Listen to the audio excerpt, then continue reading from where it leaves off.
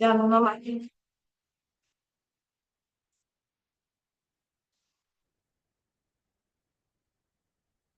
बहुत बढ़िया। सेकेंड लायक जानू ना मान।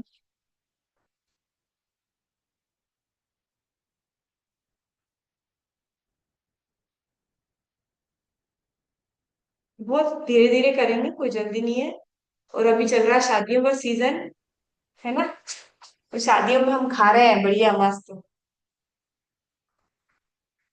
कुछ में आता है, अब कल फिर मैंने 2 कटोरी रबड़ी खा ली है ना। जब मैं खा रही हूँ तो आप लोग तो खा ही रहे होंगे। होता ही है ऐसा, आप शादियों में जाते हो ना, तो मीठा खाने में आता है। वो दूसरे दिन आज सारा सेट जमाना पड़ेगा मुझे। 2 कटोरी रबड़ी निकालनी पड़ेगी, वरना क्या होगा, ये रबड़ी यहाँ जम जाएगी, है ना। कमर की कमरियां बन जाएंगी, पता नहीं पड़ेगा, वो रबड़ी सब जमा होती जाएगी। फिर हम हमारे कोच से बोलेंगे, अरे आपने तो हमें शेक दिया था, आपने तो हमें अफरेज दिया था, हमारा तो वजन ही कम नहीं हो रहा। फिर रात को जाके जो रबड़ी खाई उसका क्या, है ना। रात को जाके जो सेव खाई उसका क्या। फिर शादियों में जा जाके खूब खा रहे हम, उसका क्या, है ना। इसलिए ना शादियों में खाते हैं, मैं भी खा के आई हूँ, और अभी मैं क्या करूंगी, 1 डेढ़ घंटा योग करूंगी। उसके बाद 4,000 कदम वॉक करूंगी। इसके बाद जस्ट, मतलब रेगुलर आपको, अगर आपने ज्यादा कैलोरी, अगर आपने 2 गुलाब जामुन खाए ना, तो आप रन करोगे 2 गुलाब जामुन आपको नेक्स्ट डे पचाने हैं। और अगर नहीं पचाए ना, तो कमर की कमरिया बनाने में टाइम नहीं लगाएगा वो गुलाब जामुन, समझे आप कि नहीं समझे। बहुत, आपको जैसे कैलोरी इन और कैलोरी आउट का कॉन्सेप्ट समझना पड़ेगा। एक गुलाब जामुन में लगभग 100 150 कैलोरी होती है। 2 छोटे गुलाब जामुन में 250 कैलोरी होती है।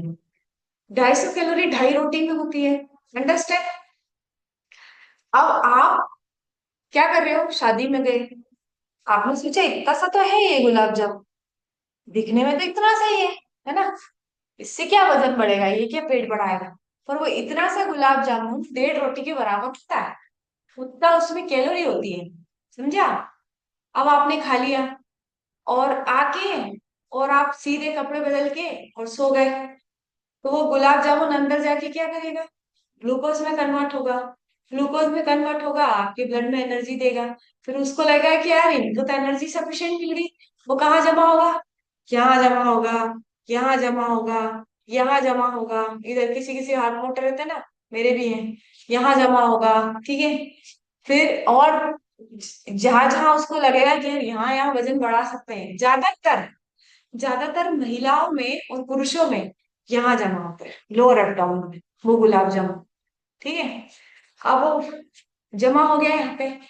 अब आपने क्या किया, दूसरे दिन आए, आप गुलाब जामुन खा के आए थे रात को, दूसरे दिन आपने सुबह सुबह क्या करा, घर पे पोहा जलेबी खा ली, या आलू का पराठा खा लिया, है ना, या फिर कुछ अच्छा हैवी नाश्ता कर लिया, हैवी पराठे शराठे, है ना।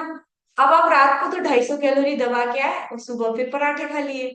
अरे भाई, जब आप रात को गुलाब जामुन खा के आए हो, तो दूसरे दिन क्या करना है आपको, क्या करना है बताओ। डिटॉक्सिफिकेशन। उस गुलाब जामुन को पचाने के लिए फास्टिंग टाइप का डाइट होना चाहिए। मतलब आज मुझे रोटी नहीं खाना है, क्योंकि कल मैंने गुलाब जामुन सूता है, समझे। गुलाब जामुन खाने की मनाही नहीं है, मैं खुद खा रही हूँ जा जाके। पर गुलाब जामुन सूता है, इसलिए आज मुझे रोटी नहीं खाना है। आज मैं क्या करूंगी, और फ्रेश पीऊंगी, पहली बार आज मुझे रोटी नहीं खाना, सिर्फ सब्जी खाऊंगी और दाल खाऊंगी। बॉइल्ड वेज सूप सलाद छाछ, बॉइल्ड वेज सूप सलाद छाछ। जितना हो सके रोटी अवॉइड करना है नेक्स्ट डे। ठीक है। दूसरी बात, सब्जियों का इंटेक ज्यादा करना है। ककड़ी में जिन लोग, मैं हाँ वेट लॉस की बात कर रही हूँ, वेट गेन वाला मैटर अभी मैं डिस्कस नहीं कर रही हूँ। अगर आपने शादी में खाना खाया है, तो दूसरे दिन how to manage how you can manage your diet, जिससे आपकी कमर की कमरिया ना बने, और कमरियों का मटका ना बने, है ना। नहीं तो यहाँ मटका ले लेके घूमेंगे हम, एक सिलेंडर। 15 किलो, अच्छा किसी का वजन ज्यादा है ना, तो एक सिलेंडर लेके घूम रहा है, समझे। क्योंकि एक सिलेंडर कितने किलो का होता है, 15 किलो का होता है।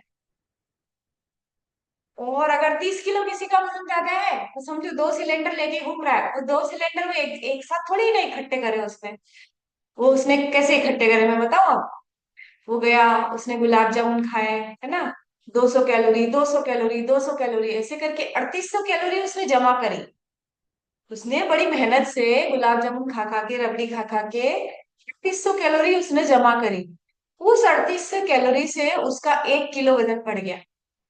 और 30 किलो वजन बढ़ाने के लिए बंदे ने 3800 इंटू 30, इतनी मेहनत करी बेचारा ने खाने पीने में, है ना। उसको जो मिला वो खाया, रबड़ी खाई, गुलाब जामुन खाया, आइसक्रीम खाई, पिज्जा खाया, बर्गर खाया। जब वो गया वहां पर पिक्चर देखने, तो वहां पॉपकॉर्न इतना सा, इतना बड़ा, आजकल वो पॉपकॉर्न वाले भी इतने स्मार्ट हो गए हैं। हम जब छोटे थे ना, ऐसे कोन आते थे इतने छोटे, उसमें 5 पॉपकॉर्न नहीं मिलते थे। वो 5 या 10 रुपए का आता था मुश्किल से। नीता मैडम को पता होगा, नीता मैडम भी सीनियर है हमारे साथ, वो भी पिक्चर कभी जाती होंगी तो उनको पता होगा, है ना। फॉरवर्ड। तो आजकल पॉपकॉर्न कैसा आता है, वो भी शाणे हो गए बहुत, मूवी वाले हैं। वो इतना चौड़ा पॉपकॉर्न का डब्बा बनाएंगे, इतना बड़ा बनाएंगे। क्यों? क्योंकि पहले जो पॉकेट साइज कम होता था ना, आजकल वो एक ही आदमी से ज्यादा पैसा खींचते हैं। और वो पॉपकॉर्न आप जब पूरा खरीदते हो, तो आजकल हो गई न्यूक्लियर फैमिलीज, है ना। एक हस्बैंड, वाइफ और उसका बच्चा, वो इतना बड़ा पॉपकॉर्न लेके आते हैं। पहले सब लोग 5-5 रुपए के पॉपकॉर्न खा के पिक्चर निपटा लेते थे, है ना। फॉरवर्ड जाओ। और अब क्या करते हैं, वो बड़ा सारा पॉपकॉर्न खरीदते हैं। और वहां पे खरीदना भी जरूरी है। और उसकी कीमत कितनी होती है? पहले 5 रुपए 10 रुपए का होता था, आजकल उसकी कीमत कितनी होती है पता है? 100-150 रुपए, मतलब 250 रुपए का टिकट लो एक जने का, है ना। लगभग इतना ही आता है पीवीआर का टिकट। 3 टिकट लिए, 750 रुपए ये। और 100-150 रुपए करीब करीब पॉपकॉर्न के फिक्स है। तो आप अगर एक पिक्चर देखने जाओगे, 1000 रुपए से कम का खर्चा है। और 1000 रुपए में क्या करोगे? कमर की कमरिया बनाने का पूरा इंतजाम। क्योंकि 3 घंटे बैठोगे और खाओगे वो पॉपकॉर्न वहां बैठ के। और उसके अंदर क्या होता है? क्या होता है पॉपकॉर्न? फॉरवर्ड जाओ, होल्ड करो। हम घर में जो पॉपकॉर्न बनाते हैं ना, उसमें हम मक्खन नहीं डालते हैं। और जो एक्ट 2 पॉपकॉर्न आता है ना, जो मार्केट से आप खरीद के लाते हो, एक तो पहली बार मार्केट में डिपेंडेंट होना बंद हो जाओ। हर चीज घर में बनाओ, पॉपकॉर्न घर में बनाओ, ठीक है। आप बहुत सारी चीजें घर में बना सकते हो, और यूट्यूब पे an number of recipes available है। तो उसमें आप क्या करते हो, बहुत सारी चीजें कंट्रोल कर देते हो। जैसे कि एक्ट 2 का रेडीमेड आपने पॉपकॉर्न लेके आए तो क्या होगा, उसमें बहुत सारा बटर होता है, मक्खन होता है। अब आप उसको चटकाते हो गैस पे, तो सोचते हो बड़ा अच्छा है, इतना सा तो है, इससे क्या ही कैलोरी होगी। जबकि it is very high in calories, because it's butter content is very high. और हाइड्रोजिनेटेड फैट होता है उसमें। हाइड्रोजिनेटेड फैट क्या करता है? Hydrogenated fat is very harmful for health. LDL, low density lipoprotein को बढ़ा देता है। लो डेंसिटी लिपोप्रोटीन बढ़ने से क्या होता है? अगर किसी का भी 150 पार लो डेंसिटी लिपोप्रोटीन चला गया, हार्ट अटैक उसको अगले 5 साल में आने ही आना, 100%। तो वो एक पॉपकॉर्न आपको हार्ट अटैक तक लेके जाता है। आपको लगता है क्या है, हमारे तो वो तो बड़ा सिंपल था, उसमें तो अगर कोई मर जाता ना हार्ट अटैक से, तो बोलना नहीं चाहिए। पर अपन बोलते वो सिंपल था, पर उसका लाइफस्टाइल देखो वो क्या खाता था। कई बार है ना, दुबले लोग भी अनशन खाते हैं, कुछ भी खाते हैं, सोचते हैं दुबले तो है, हमारा तो वजन बढ़ता है नहीं, कुछ भी खाओ। पर दुबले लोगों को भी अनशन नहीं खाना चाहिए। और मोटे लोगों को तो खाना ही नहीं चाहिए। और अगर खा ले तो दूसरे दिन डिटॉक्स करना चाहिए। करो हिला बद्धास, बद्ध कोणासन, भद्रासन, तितली आसन, तीनों नाम है इसके, है ना। तो आप क्या करेंगे? कल से क्या करेंगे? अगर आप शादी में जाएंगे, तो दूसरे दिन आपको रोटी नहीं खाना है। अब क्या खाना है? आप सूप पी सकते हैं, है ना, बॉइल्ड वेज खा सकते हैं, सलाद खा सकते हैं, छाछ पी सकते हैं। ब्रेकफास्ट शेक पीजिए। ब्रेकफास्ट में पोहा नहीं खाना है, ब्रेकफास्ट में आलू का पराठा नहीं खाना है, ब्रेकफास्ट में ब्रेड पकोड़ा नहीं खाना है, मिर्ची बड़ा नहीं खाना है।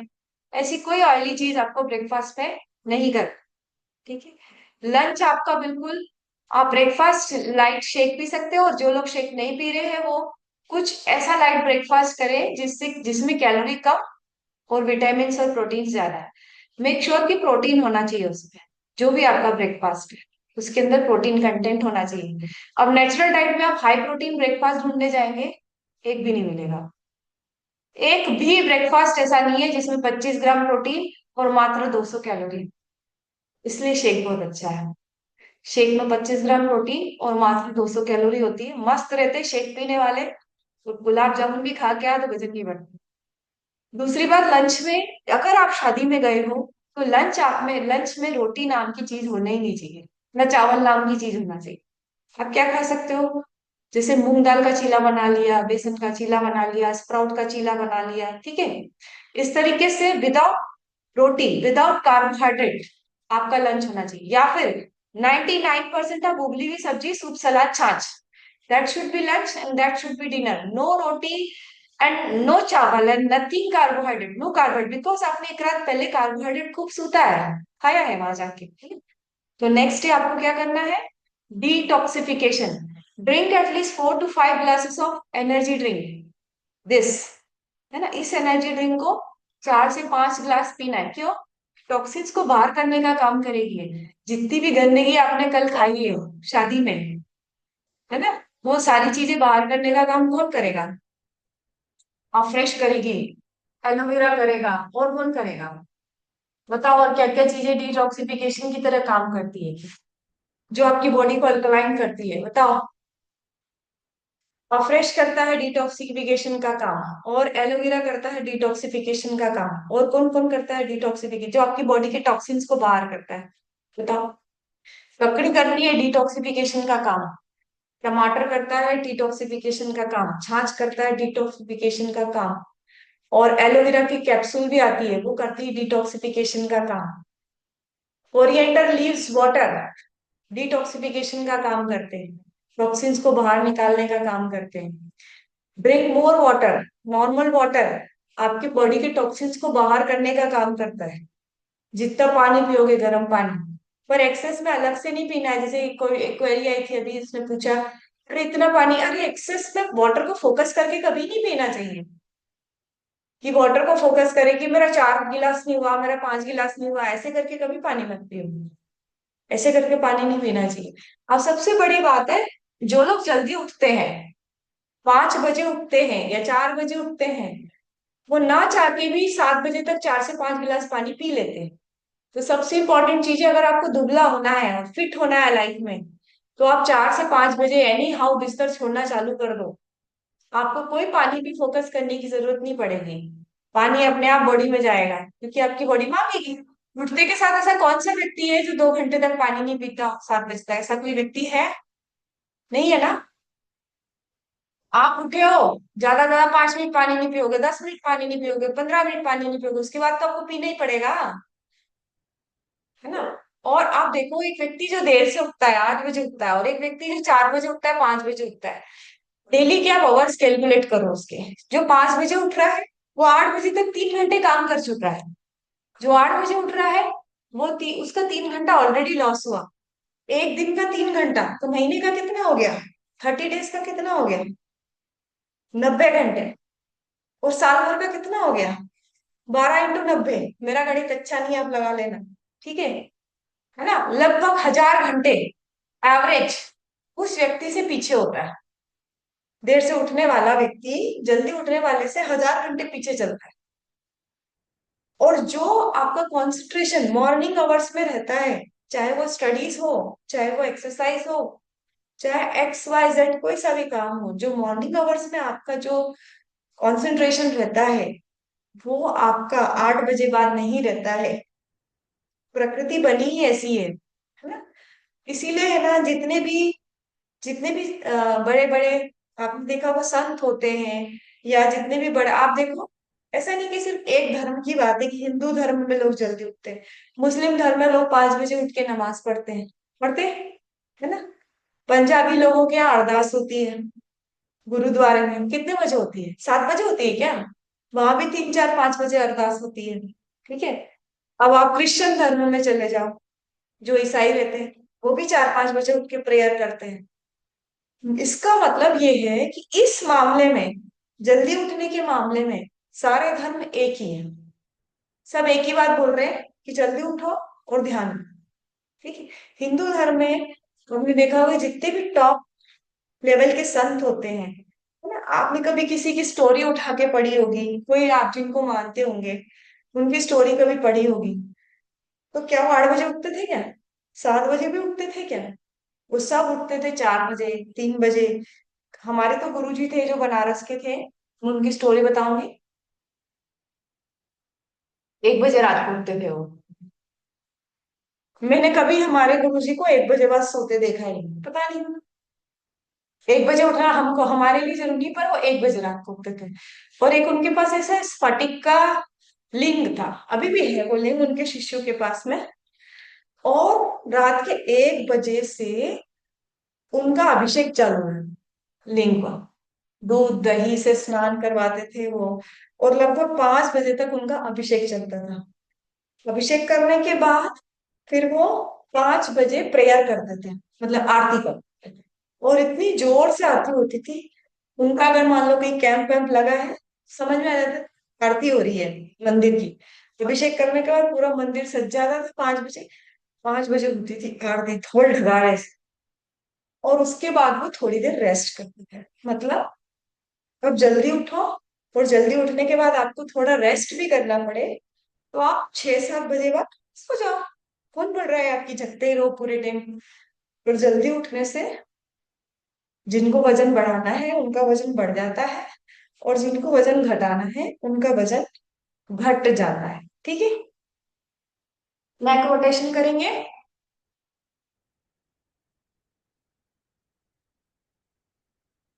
होल्ड करेंगे पॉस्चर में।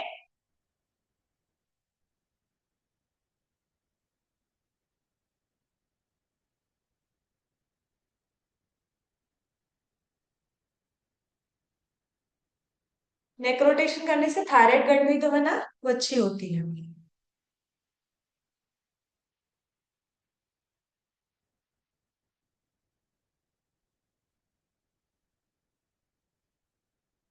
Thyroid bending.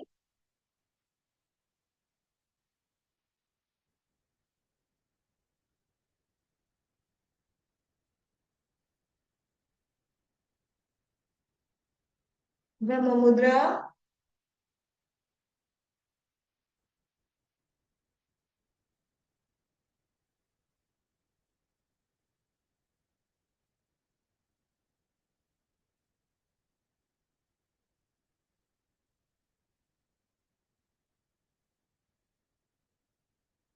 Rotate complete circle. ग्रीवा संचालन।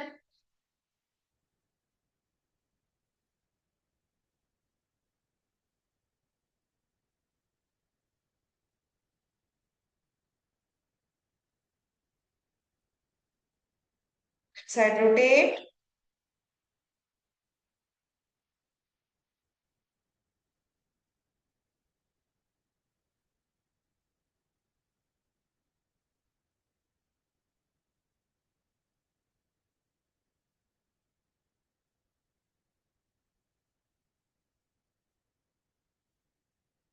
रिलीज। आप वो ले लीजिए बेल्ट या चुन्नी, और करेंगे शोल्डर मूवमेंट। वज्रासन में बैठे रहेंगे। वज्रासन में शोल्डर मूवमेंट करेंगे। Take your water, take your refresh. बहुत अच्छा वार्म अप कराया है संध्या मैम ने आज। हाथ को सीधे रखेंगे।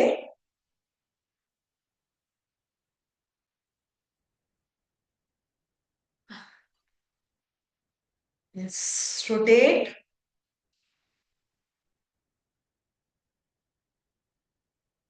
रोटेट।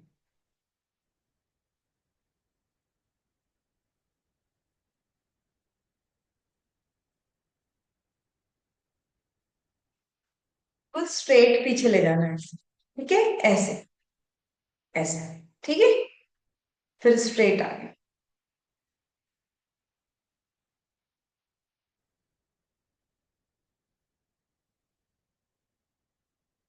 10 बार करो ऐसा। 10 बार करो, कम से कम 10 बार करो।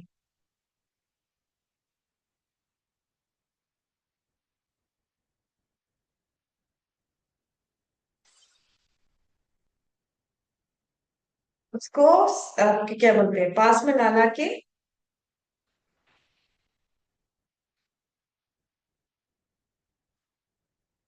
अब इसको शॉर्ट करो, शॉर्ट करो इसको, ऐसा कर घुमाओ।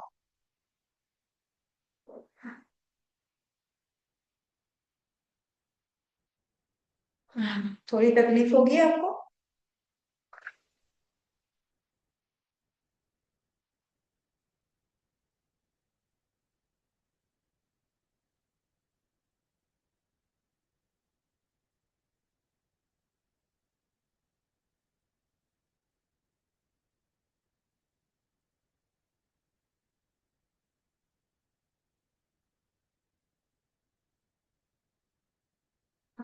और शॉर्ट करिए, ऐसा। ठीक है, अब और तकलीफ होगी।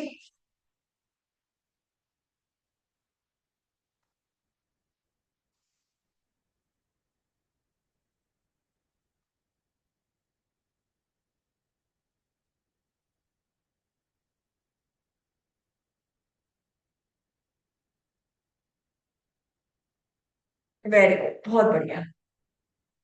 चलिए खड़े हो जाएंगे, खड़े होके ताड़ासन करेंगे, ठीक है। ताड़ासन, त्रिक ताड़ासन, वृक्षासन, गरुड़ा, स्टैंडिंग आसन करेंगे। Take your water, take your अवकाश, बैठ के पीना पानी, ऐसे।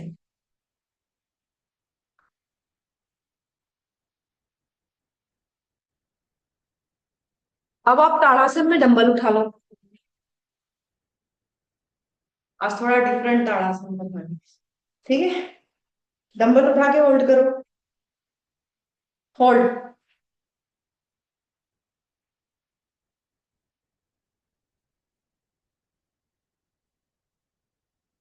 नहीं हो रहा तो कोई बात नहीं है, बिना डंबल के करो।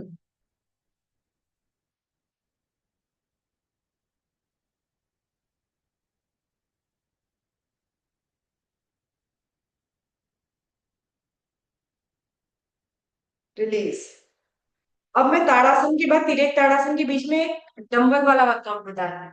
दोनों हाथों को ऐसे रखना है, डाउन जाना है, डंबल को यहाँ रखना है, फिर डंबल सीधा रखना है, ठीक है। फिर डंबल को यहाँ रखिए, सीधे के सीधे नीचे बैठिए, डाउन जाना है, नीचे डंबल रखना है, उठना है, डंबल को कंधे पे रखना है, फिर सीधे ऊपर रखना है, ठीक है। 1 2 3 4। 1 2 3 4। 1 2 3 4। 1 2 3 4।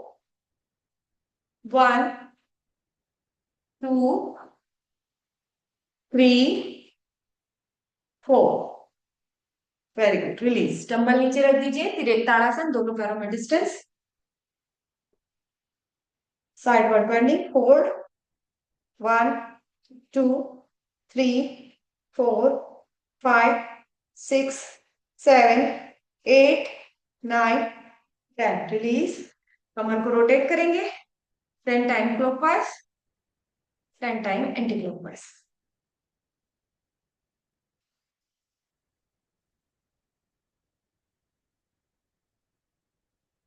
Opposite side rotate.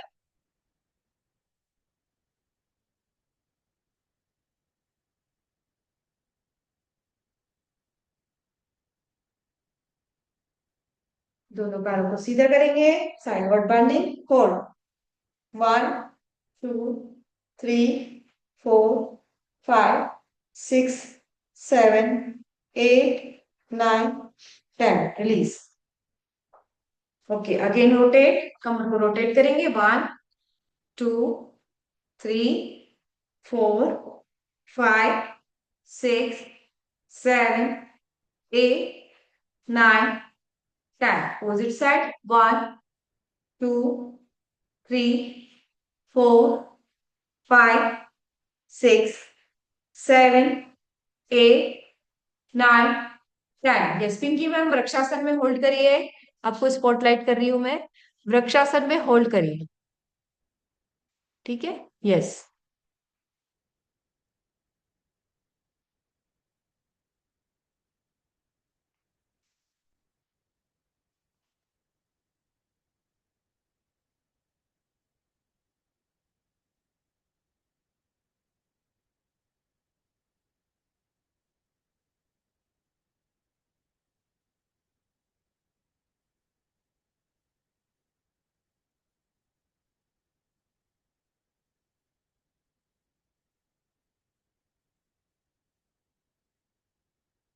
Yes, counting के साथ। Yes, very good, down.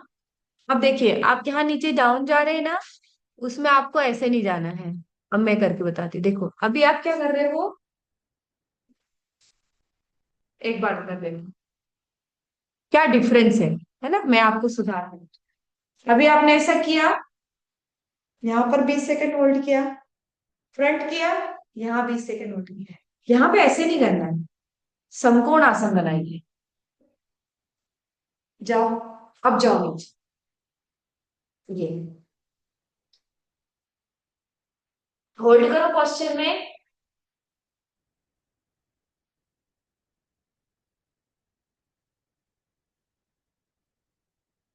पीठ, पीठ बिल्कुल सीधी। होल्ड। बैलेंसिंग आसन है ये आपके लेग बैलेंस और मेंटल बैलेंस को शो करता है। जो वृक्षासन अच्छे से लगाते हैं ना, बिना हिले डुले, उनका माइंड बैलेंस है। Vrikshasana shows the balance of mind, how much your mind is balanced। आपका दिमाग कितना संतुलित है, ये संतुलन वाला आसन। रिलीज। Second lag.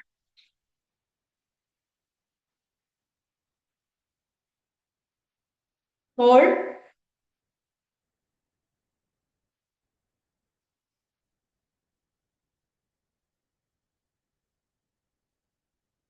देखो जैसे मेरा ये पैर हिल रहा है, तो हिलना भी नहीं चाहिए। जरा सा भी अगर हमारा पैर हिलता है तो ये आसन गलत है।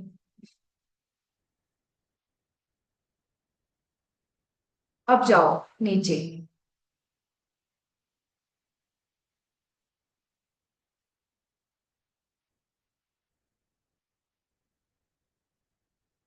इतना मुश्किल होता है फॉरवर्ड बेंड करके वृक्षासन लगाना। बॉडी कैसी हिलती है, टपक ही जाता है पैर हमारा, है ना। Again front.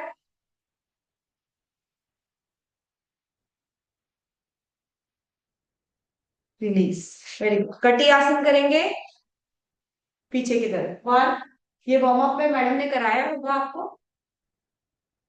जरूर, संध्या मैम ने। क्योंकि ये वार्म अप में कवर कर लेते हैं इस आसन को। इसको बोलते हैं कटी चक्रासन। Spinal twisting.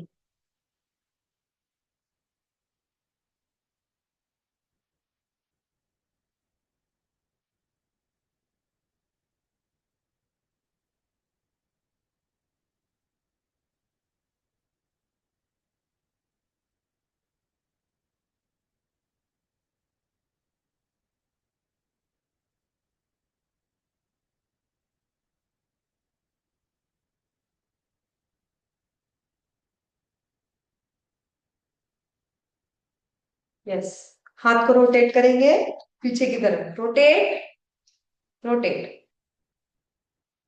ये बीच में मैं वेरिएशन दे रही हूँ आपको, है ना, ये आसन नहीं है। पर जब कटी कर रहे हैं तो हाथ का भी मूवमेंट होना जरूरी है। Opposite side. इसके बाद हम करेंगे bhujangasana level 1, level 2 and level 3।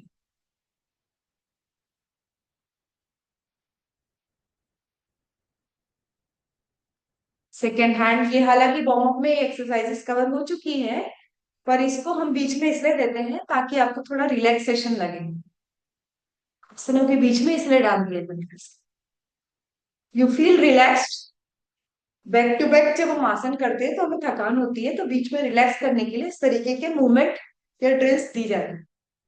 चलिए, भुजंगासन में आ जाएंगे, पेट के बल लेट जाइए, सभी मेंबर्स पेट के बल लेटेंगे। हाँ,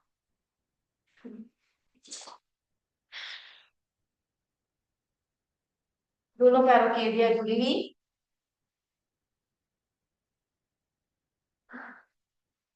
धीरे धीरे बॉडी को लिफ्ट करेंगे। सिर नाक थोड़ी को उठाइए।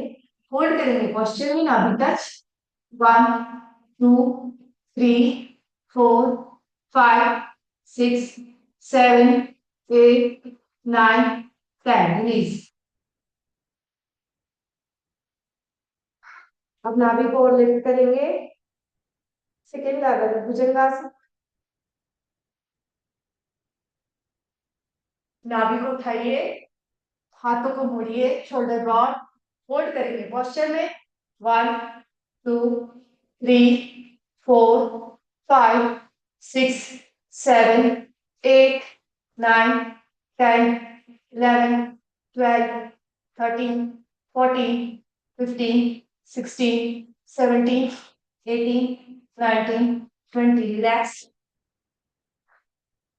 पैरों को फोल्ड कर लीजिए। थर्ड लेवल भुजंगासन। बॉडी को लिफ्ट करेंगे। जितना पीछे जा सकते जाइए। होल्ड करेंगे पोस्चर में। 1 2 3 4 5 6 7 8 9 10। रिलैक्स। मकर आसन में आएंगे। मकर आसन होल्ड। दोनों हाथों को इस तरीके से रखिए और पैरों को इस तरीके से हिलाएंगे। 1 2 3 4 5 6 7 8 9 10। प्लीज। दोनों पैरों में डिस्टेंस, तिर्यक भुजंगासन।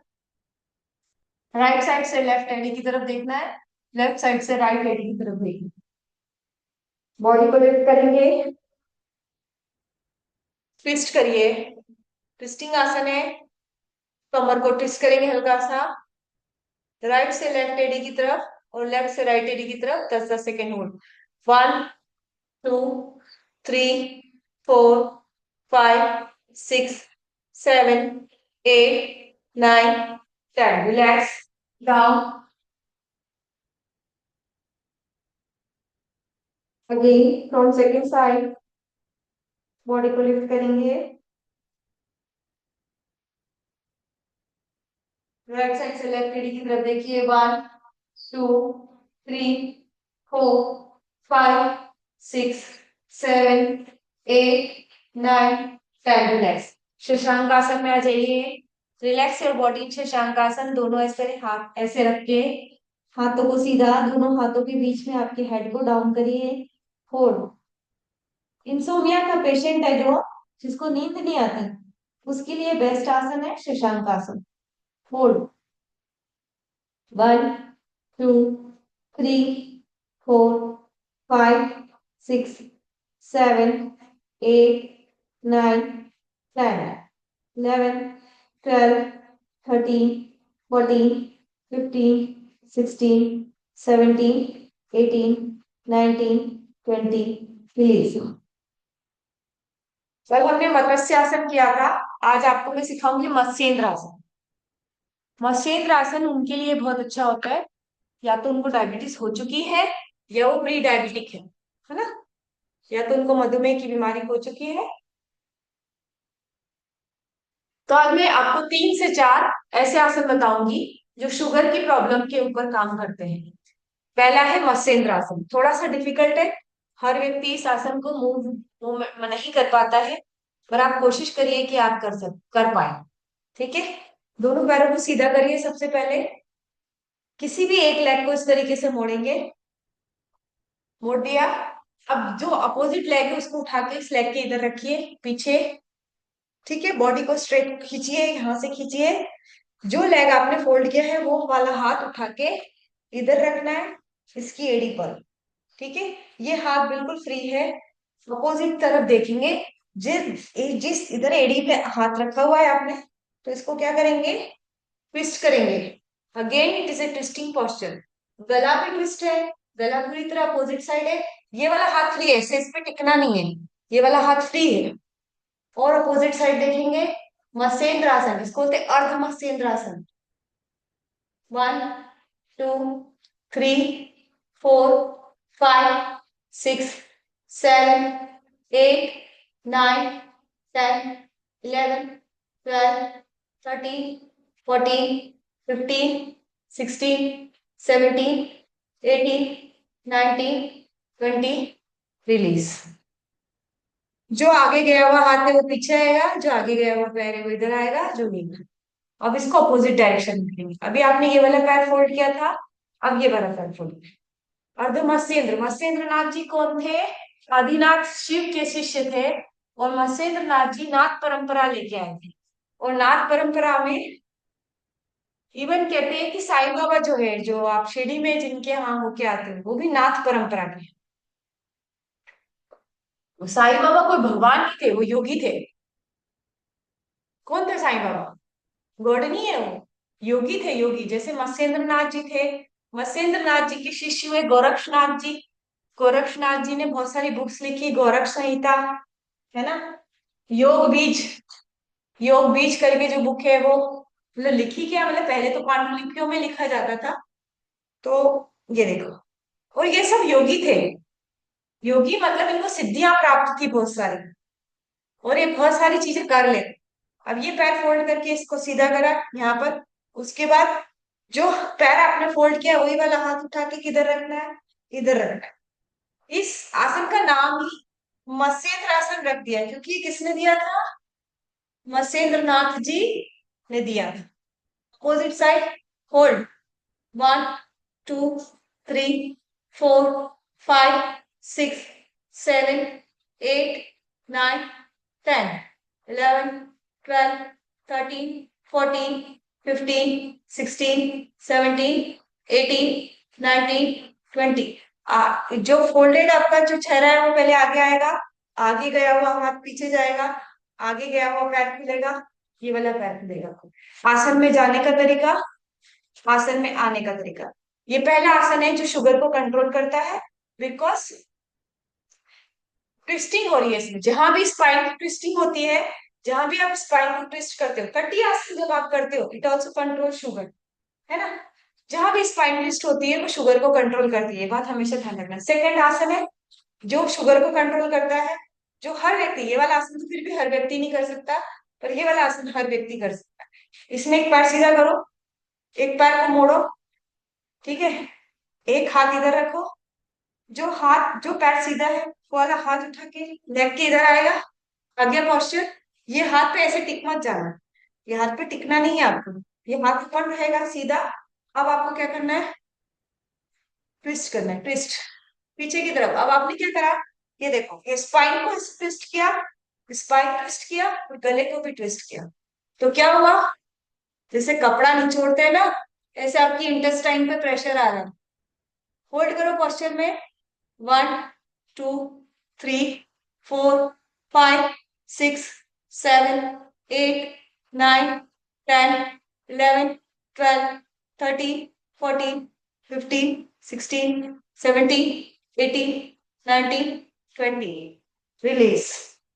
पहले आगे गया हुआ सिर्फ पीछे सामने आएगा, आगे गया हुआ हाथ खुलेगा, दूसरा पैर भी खुलेगा।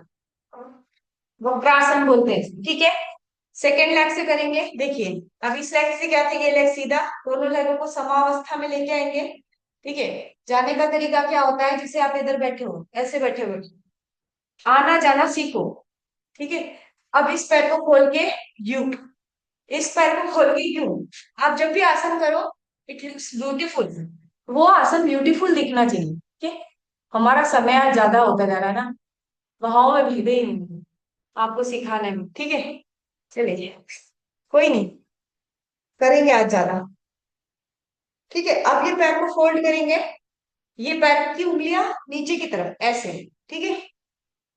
जो पैर आपका फोल्डेड है, सीधा है, वो वाला हाथ इधर जाएगा, ये, ठीक है।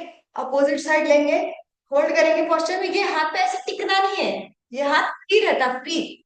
जैसे मत्स्येंद्र आसन में फ्री रहता है, ऐसे इसमें भी फ्री रहता है। होल्ड करेंगे पोस्चर में, 1 2 3 4 5 6 7 8 9 10। रिलीज।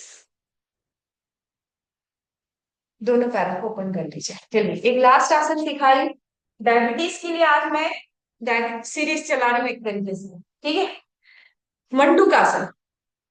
मंडूकासन डायबिटीज के पेशेंट्स के लिए, या जिनको डायबिटीज नहीं हुई है अभी तक, जो प्री डायबिटिक, या हम लोग जिन जो चाहते हैं कि हमारे शुगर ना बढ़े, उनको भी करना चाहिए। मंडूक का मतलब क्या होता है, बताओगे कोई? मंडूक का मतलब क्या होता है? चलो, वज्रासन में बैठ जाओ। जो लोग वज्रासन नहीं कर पा रहे हैं, जिनके घुटने में दर्द है, किसी भी सुखात्मक आसन में बैठ जाइए। मंडूकासन का कतई मतलब नहीं है कि आप वज्रासन में बैठ के ही मंडूकासन करें। हम इसको अपने हिसाब से फ्लेक्सिबल भी बना सकते हैं। मुष्टिका बंद, यहाँ पर दोनों नाभि के आसपास आपका हाथ रखेंगे। डीप इनहेल सांस लीजिए, और जब आप आगे जाएंगे तो इस तरीके से हाथों को आगे की तरफ शिफ्ट करेंगे, ठीक है। ओके। Deep inhale. और हमेशा जब भी फॉरवर्ड बेंडिंग करते हैं, सिर को नीचे मत करना। जब भी फॉरवर्ड बेंडिंग करते हैं, चिन को टच करने की कोशिश करना। तो फॉरवर्ड बेंडिंग में जब भी आप फॉरवर्ड बेंडिंग जाएंगे, तो लंबर हमेशा सीधी रहेगी। आपकी जो रीढ़ की हड्डी है वो सीधी रहेगी। अगर आपने सिर को ऐसे नीचे कर लिया, तो कुबड़ बच जाएगी, है ना, और आसन गलत हो जाएगा। तो आप यहाँ पर ऐसे हाथ रखिए। डीप इनहेल सांस लीजिए। सांस छोड़ते हुए आगे जाइए, हाथों को आगे लटका दीजिए और होल्ड करिए। सांस पूरी तरह बाहर छोड़ दीजिए। होल्ड। जहां तक जा सकते हैं वहीं तक जाइए, अननेसेसरी फोर्स मत करिए। 1 2 3 4 5 6 7 8 9 10 11 12 13 14 15 16 17 18 19 20। रिलीज। सांस लेते हुए ऊपर, सांस छोड़ते हुए। अब ये जो सीरीज आपको कराई है, प्लीज रिक्वेस्ट है कि इसको शाम को भी आपको रिपीट करना है। ऐसा नहीं कि सुबह एक्सरसाइज करके भूल गए। शाम को आप एक टाइम बनाइए, 4 से 5, 5 से 6, 6 से 7, इन तीनों में से कोई भी एक घंटा लीजिए, और ये आसनों की सीरीज को रिपीट करेंगे, ठीक है। ये मैं आपको रोज बोलती हूँ। चलिए प्राणायाम की तरफ बढ़ेंगे। एक बार आधा घंटा पौन घंटा योग करने से कुछ नहीं होगा। अगर आपको योग में कुछ अच्छा हासिल करना है, तो morning evening practice is required, है ना। जो आसन आपको करने नहीं आ रहे हैं, उनको आपको हाथ धो के पीछे पड़ना है कि मुझे आना चाहिए। जिसको फॉरवर्ड बेंडिंग नहीं आ रही, या जिसको बैकवर्ड बेंडिंग नहीं आ रही, या जिसको पेट नहीं दब रहा है, किसी का ट्विस्टिंग नहीं हो पा रहा है, तो उसको शाम को भी 1 से 1.5 घंटा ऐसे रिपीट करना है। चलिए राइट नॉस्ट्रिल को प्रेस करिए। लेफ्ट नॉस्ट्रिल से 50 बार भाल भाती क्रिया।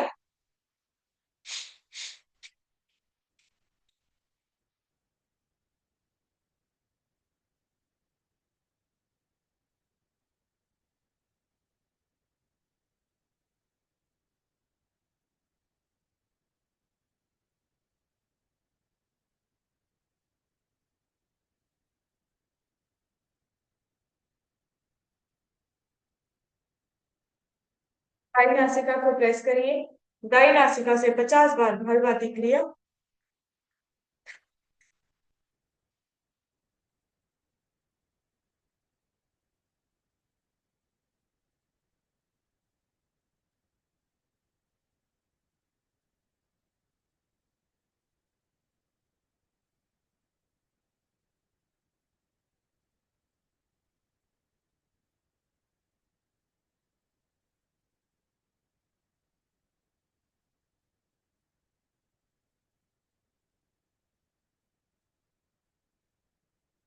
अनुलोम विलोम प्राणायाम करेंगे। वायु नासिका से सांस लीजिए। नियंत्रित गति से सांस लेना है, नियंत्रित गति से सांसों को छोड़ना है। जितनी देर आप सांस ले रहे हैं, उससे दुगना समय सांस छोड़ने में लगना चाहिए। Deep inhale from the left nostril and deep exhale from the right nostril. Alternate nostril से इनहेल एंड एक्सहेल करेंगे। बाई नासिका से शुरू करके बाई नासिका पर ही अंतर करना है, ये बात का ध्यान रहे। आप अपने हिसाब से अपनी काउंटिंग कर सकते हैं। तो स्टार्ट करते हैं। डीप इनहेल,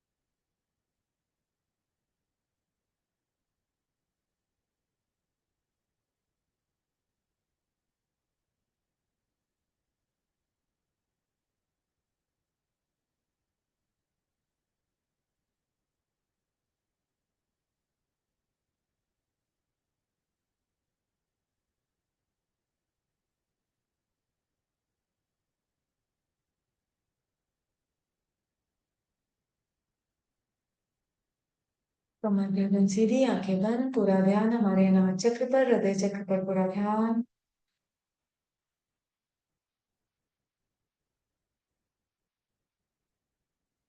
3 बार ओम का उच्चारण करके 3 बार शांति पाठ करेंगे। Leaping in. Om.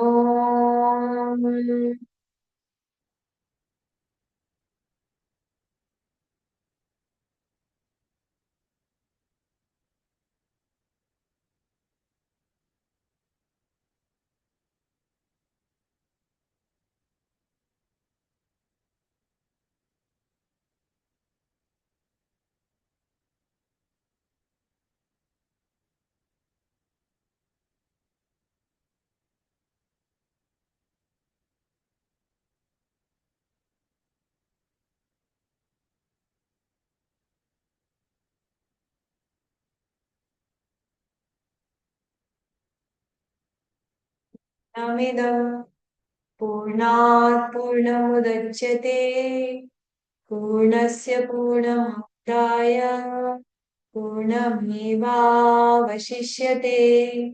Om Shanti Shanti Shanti. सर्वारिष्ट शांतिर्भवतु। Rub your palm. अपने हस्त मुद्राओं का आकर्षण करिए। अपने हस्त मुद्राओं से ऊर्जा को उत्पन्न करेंगे। ऊर्जा को उत्पन्न करके अपने हस्त मुद्राओं के तलवों को अपने नेत्रों पर, अपने गाल पर, अपने कंठ पर, अपनी नाभि पर, अपने पैरों पर भूमि प्रणाम करेंगे। अपने माता पिता, अपने गुरु का स्मरण करिए। कराग्रे वस्ते लक्ष्मी कर मध्ये तु सरस्वती कर मूले तु गौरी सा प्रभाते कर दर्शनम। सर्वे भवन्तु सुखिनः, सर्वे सन्तु निरामया, सर्वे भद्राणि पश्यन्तु माँ कश्चित् दुःख भाग् भवेत्। कर्म कल्याण मंत्र के साथ आज के दिन की शुरुआत करते हैं। सर्वेभ्यो नमो नमः। Thank you very much all of you for joining. I think आज कोई नया मेंबर नहीं है, तो हम इस सेशन को यहीं विराम देते हैं। कल सुबह मिलते हैं 5:30 बजे। धन्यवाद सभी को। Thank you.